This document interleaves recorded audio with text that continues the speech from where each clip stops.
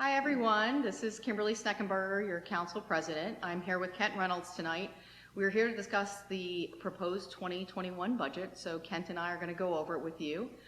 Because of COVID, we had to make some changes for our normal congregational meeting. So for the budget, what we're going to do is we're going to vote by either email or ballot. So look in your email, look in the church bulletin.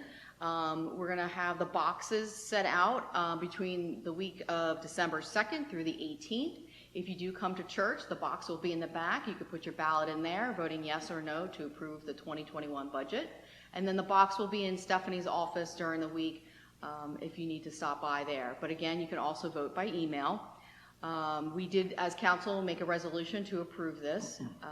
And then we're going to have on Sunday, December 6th, I will stay after church to answer any questions with the budget, but it's pretty straightforward.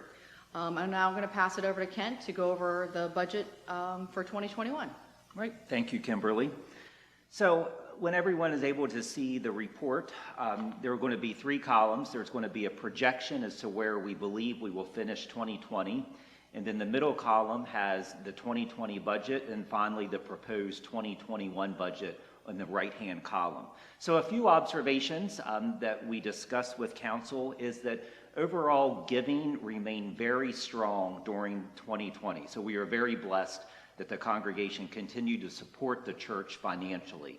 So we took that into account as we were doing the budget numbers for 2021. So we're projecting that we'll end 2020 with a surplus of just under $30,000 given the current trajectory.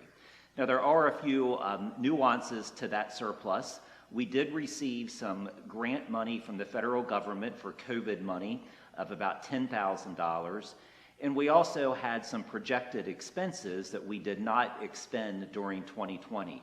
The most significant of those expenses would have been the youth work camp, which we had budgeted $14,000 to be spent in 2020. And since youth camp did not happen, those funds were not expended. So a few out of the ordinary reasons that we have such a surplus for 2020.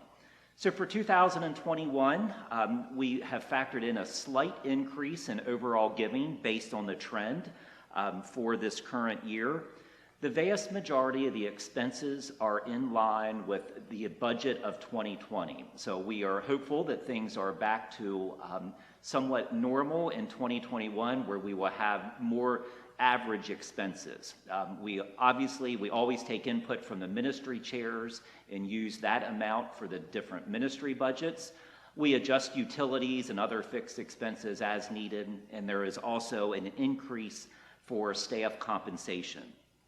And then also to note, during the 2020 annual meeting, there was a motion to add the youth leader position, which happened this year.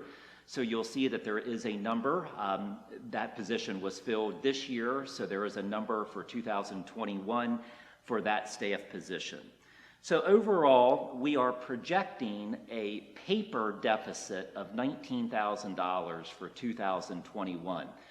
But that deficit includes $14,000 in youth camp for income that was received this year but will not be expensed until next year.